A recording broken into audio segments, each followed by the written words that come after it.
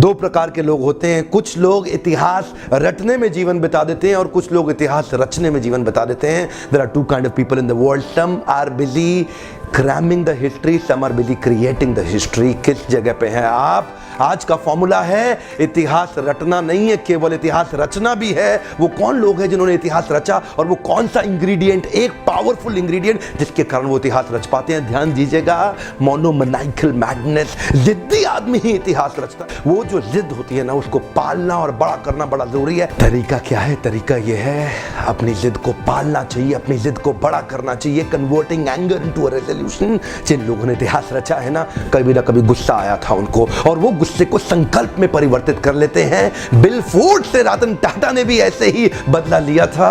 Success is the actual revenge. जानते हैं, एक बार रतन टाटा बिल फोर्ड के हेडक्वार्टर डेट्रॉइट गए थे उनको कहने के लिए कि मेरी जो Tata motor passenger vehicle division है चल नहीं रही है, मैं चाहता हूं आप इसको खरीद लो। उस दिन बिल फोर्ड ने उनकी बड़ी बेइज्जती करी थी। उस दिन उन्होंने कहा था तेरे पे एहसान कर रहे हैं, तेरा ये टाटा मोटर पैसेंजर व्हीकल खरीद के, अगर गाड़ी बनानी नहीं आती है तो धंधे में आए क्यों थे?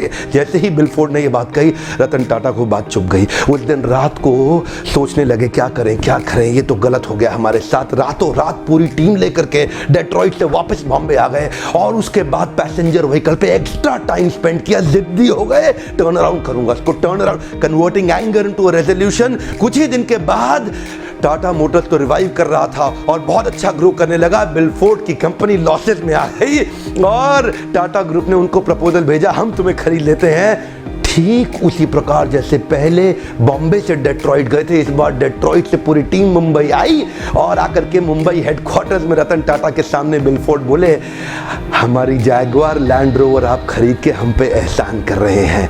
सब कुछ सेम था, पिछली बार बोले थे हम तुम पे एहसान कर रहे हैं और इस बार खुद आके कह के गए। रतन टाटा तो बिल्कुल प्रेम से उनकी गाड़ी 9600 करोड़ में खरीद गए। क्या बोले कि तुमने हमसे ये गाड़ी खरीद के हम पे एहसान किया है। बिल फोर्ड बोल के गए, केवल जिद्दी आदमी ही इतिहास रचता है। मोनोमैनिकल मैडनेस इज नीडेड। मेरा आपसे ये प्रश्न, क्या जिद है आपकी? मेरा प्रश्न पूछिए अपने आप से, चुनौती दीजिए अपने आप को और मैं क्या चुनौती दूंगा, आप अपने आप को खुद चुनौती दीजिए। आपकी वो कौन सी एक जिद है, मोनोमैनिकल मैडनेस, वो कौन सी है? ये जो लोग होते हैं ना इतिहास रचते हैं, ध्यान दीजिएगा, अलग ही प्रकार के लोग हैं। ये परसेंटेज में नहीं है, ये नंबर्स में होते हैं, ये नंबर्स में होते हैं।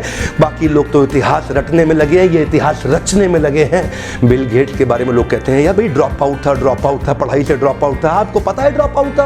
बिल गेट्स 70 घंटे लगातार पढ़ता था। उसके साथ के स्टूडेंट बताते हैं आज भी कि बिल गेट्स के जितना पढ़ने वाला व्यक्ति कोई 500 पेज आज भी पढ़ रहे हैं। बिल गेट्स जब 3 दिन लगातार पढ़ते थे ना, सोने से पहले जूता नहीं उतारते थे, बोले उठ के वापस पहनना पड़ेगा, टाइम वेस्ट हो जाएगा, जूता पहने पहने सो जाते थे। ये जो लोग, ये इंग्रेडिएंट इनके अंदर एक है, वो क्या है? जिद आ जाती है, जिद आ जाती है। कन्वर्टिंग एंगर इनटू रेजोल्यूशन, करना है तो करना है, करना है तो करना है।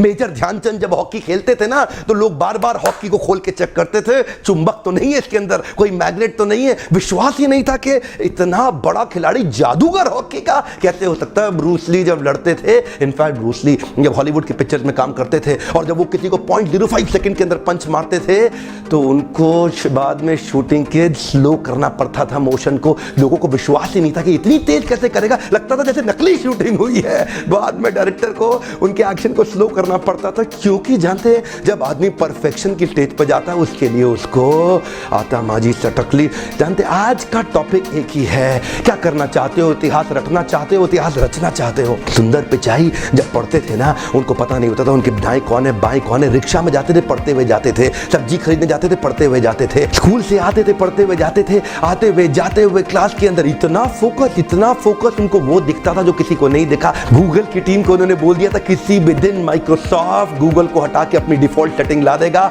कोई नहीं माना उनकी बात, जानते हैं कोई नहीं माना। उनको इतनी क्लैरिटी थी, कुछ ही महीनों में वही हुआ। माइक्रोसॉफ्ट ने गूगल को हटा के बिंग को डिफॉल्ट सेटिंग में ले आया और पूरे गूगल के अंदर तहलका हो गया। वही दिन था जब सुंदर पिचाई का कद कंपनी के अंदर बहुत बड़ा हो गया था। जानते हैं बहुत सिंपल है, आपको क्लैरिटी और एनर्जी चाहिए। जब जिद्दीपन आ जाता है, when you convert your anger into a resolution, you do really well.